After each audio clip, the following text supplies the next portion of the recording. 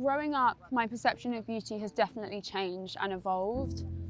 When I became sick at 6 years old, my appearance on the right side of my face changed very drastically, and that was incredibly difficult to deal with and process and I guess accept. It felt like my body was kind of ripped away from me and nothing was in my control. For a long time, didn't like my body and didn't like myself or my appearance and rejected myself. I was kind of my worst enemy because it felt like my body was never my friend when you also don't like yourself, and then it doesn't feel like the world accepts you either.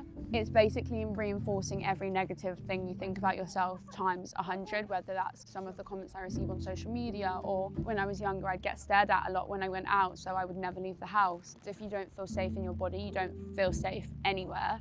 But I realised that if I can't make the voice in my head a kind one, when it's the voice you hear 95% of your life, then it's only going to do me more harm than good. No one's perception of you is any more important than your own. That is what beauty is, I think, is reclaiming your identity and having autonomy over who you are. And though I lost autonomy over my body itself, I've tried to reclaim what beauty is and what identity is in how I treat others, in what my purpose is in life. But it's been a long journey, and they're still in there in the back of my head, those negative perceptions of myself.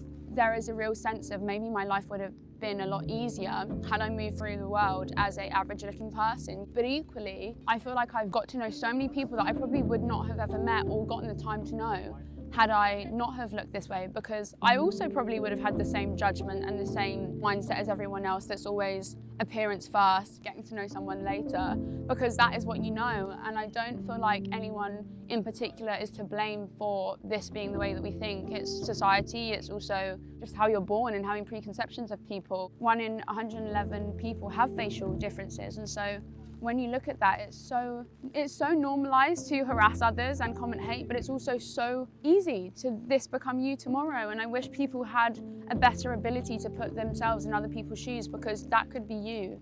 And it will only be when it affects that person they'll actually care about the cause.